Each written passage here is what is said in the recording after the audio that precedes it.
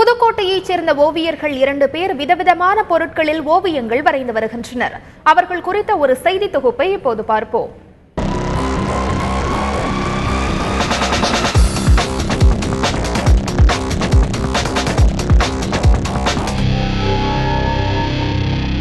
ஆரம்ப காலங்களில் தமது எண்ணங்களையும் செயல்களையும் கோட்டு ஓவியங்களாக வரையத் தொடங்கினான் மனிதன். ஆனால் நாளடைவில் அது படிப்படியாக வளர்ச்சி பெற்று இன்று பல்வேறு நிலைகளை எட்டியுள்ளது.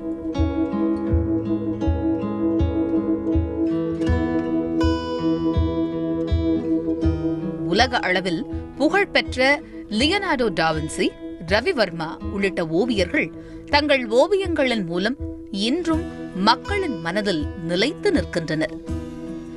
அந்த வகையில் ஓவியத்தில் புதுமையை புகுத்தி தனித்துவம் பெற்று திகழ்கின்றனர் புதுக்கோட்டையைச் சேர்ந்த சகோதரர்கள்.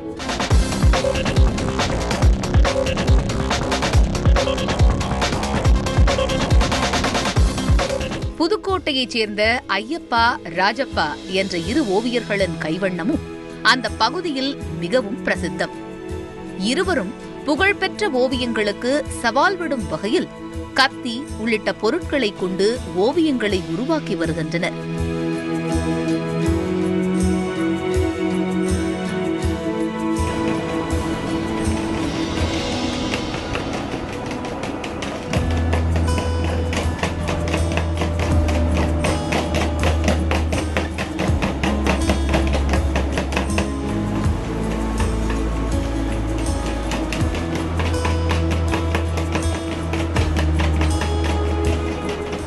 எந்த ஒரு கலையாக இருந்தாலும் பார்த்தீங்கன்னா தனியாக வெளியில் தெரியறதுக்கு ஏதாவது ஒரு வித்தியாசமாக பண்ணாங்கன்னா அவங்க வெளி உலகத்துக்கு உடனே தெரிவாங்க.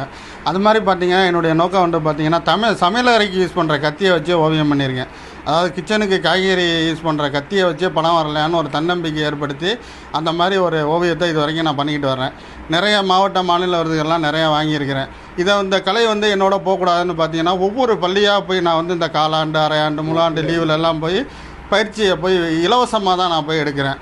பென்சில் ஓவியம், கண்ணாடி ஓவியம், அரச இலை ஓவியம், தென்னை மட்டை ஓவியம், முட்டையில் ஓவியம் என விதவிதமாக வரைந்து மக்களின் கவனத்தை ஈர்த்து வருகிறார்கள்.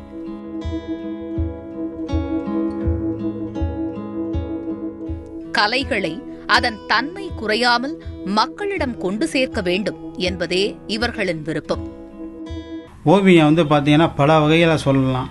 அந்த காலத்தில் கோட்டு ஓவியம் மனிதனுடைய சைகை மூலம் பேசிக்கொண்ட காலத்திலேயே அவனுடைய கோட்டு ஓவியத்தை தான் முதல்ல பதிவு பண்ணால் பாறைகளில். அந்த மாதிரி ஓவியங்கள் இன்றும் நம்ம நிலையாக இருந்து பேசிக்கிட்டு இருக்கோம். அப்படி வகையில் கிட்டத்தட்ட நாங்கள் ஒரு 200 வகைக்கு ஓவியத்துக்கு மேலே பண்ணுறோம். இந்த ஒவ்வொரு எதாக இருந்தாலும் வேஸ்ட்டு பொருளாக இருந்தாலும் எதாக இருந்தாலும் இந்த ஓவியத்தை பண்ணி அதை கொண்டு வரணும். ஏன்னா இந்த கலையை வளர்க்கணும், கலையை பாதுகாக்கணும் நோக்கத்தோடு தான் செயல்பட்டு இருக்கோம்.